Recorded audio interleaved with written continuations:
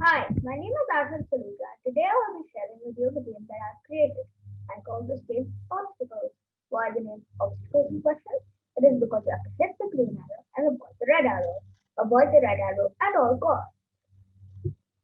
This is how the game works.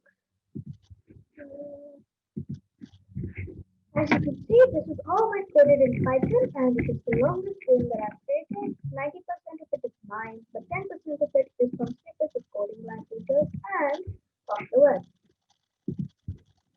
As you can see, there are two players. The first player on top is controlled by the left and right arrow key, and the second player below is controlled by the A and B. You can also increase and decrease the speed from the front and back arrow keys and the W and F keys. If you hit that green arrow and this is the first player, this green arrow, as you can see, the scoreboard up there shows that your score has gone up by one. Pay close attention to it. There, now it's two. But if you hit the red arrow, it's game over. As you can see, the word game over are displayed on the screen. Come, let me show you behind the scenes.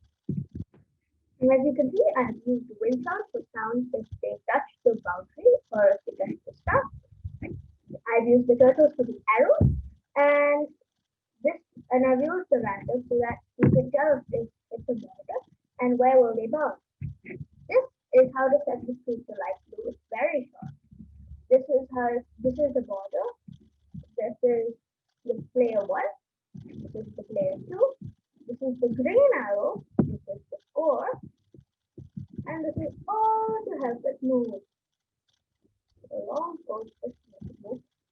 This is to check if the boundary, if it hits the boundary, and this is to check if it's collided with the star, which is green arrow, or if it hits the red arrow. If it hits the green arrow, it will increase the score, and if it hits the red arrow, as I said earlier, it's game over. I wanted to make this game with airplanes instead of two black arrows, instead of a green arrow, a fuel tank, and instead of a red arrow, like a cannon, an anti-aircraft cannon, which would have made it a lot more fun. But with my rookie experience, I could not do that. So I hope that I would learn more, and in some time I'll be able to do what I aspire to do. Thank you for listening to my presentation. Have a nice